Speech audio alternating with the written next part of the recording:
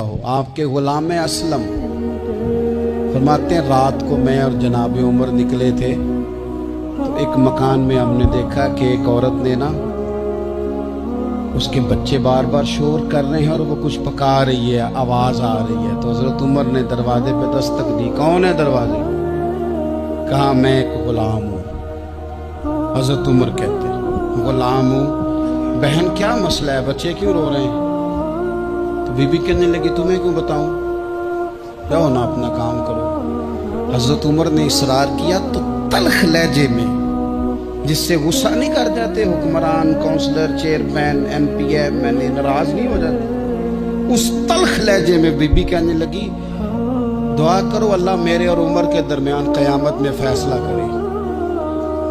کیسا حکمران ہے کہ اس کی حکومت میں میرے بچے بھوکے سوتے ہیں، یہ میں نے پانی میں روڑے ڈال کے چڑھائے ہیں، لیکن یہ پیٹ کی بھوک یہ بڑی ڈڈی ہوتی ہے، یہ نیند بھی نہیں آنے دیتی۔ خیال تھا رو دو کے سو جائیں گے پر سو بھی نہیں رہے۔ حضرت فاروق اعظم دوڑے گئے، گھر سے سامان اناج غلہ کندھے پہ رکھا۔ خادم کہتے میں نے کہا کہ مجھے دے دیں، فرمانے لگے چل تو وعدہ کرنا قیامت میں بھی میرے بوجھ اٹھائے گا۔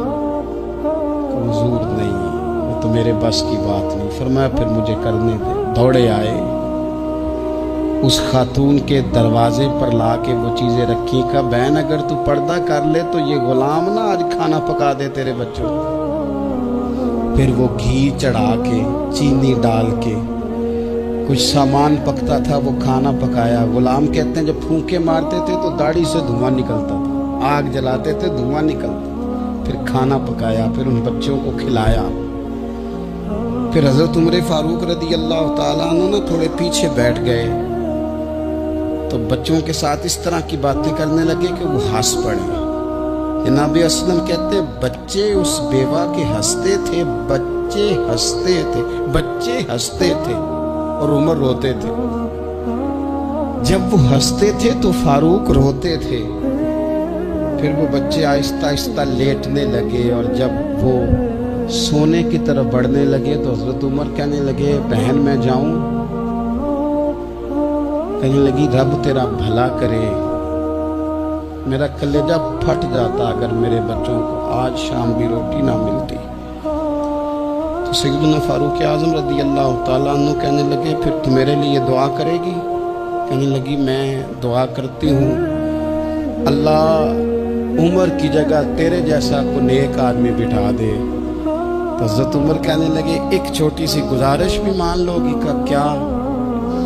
فرمانے لگے کوئی یہ میری خدمت اگر پسند آئی ہے تو عمر کو معاف نہیں کر دیتی؟ غلطی ہو گئی، اسے پتہ نہیں تھا، اپنے منہ سے کہنے لگے سیانا بھی نہیں، باشعور بھی نہیں، اسے چاہیے تھا خلافت کی ذمہ داریاں نہ لیتا۔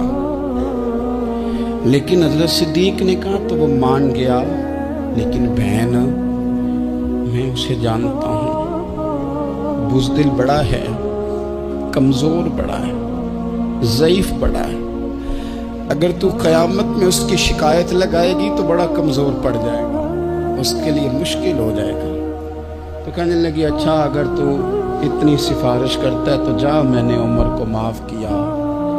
حضرت فاروق اعظم نے چہرے سے کپڑا ہٹایا تو بی بی کہنے لگی اوہو آپ عمر ہیں؟ آپ فرمانے لگے میں جو بھی ہوں تو وعدہ کر چکی ہے کہ تو نے عمر کو معاف کیا۔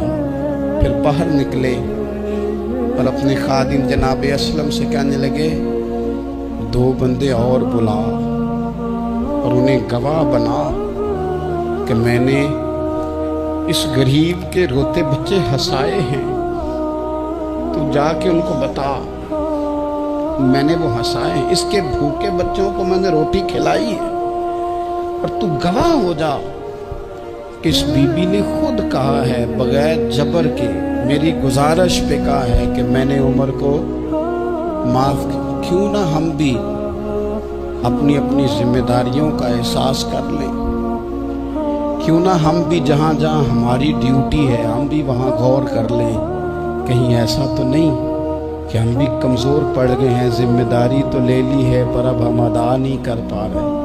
ورنہ وہاں سے معافی لے لے۔ اللہ تعالیٰ سیدنا فاروق اعظم کا فیضان عطا کرے۔ آخر دعویٰ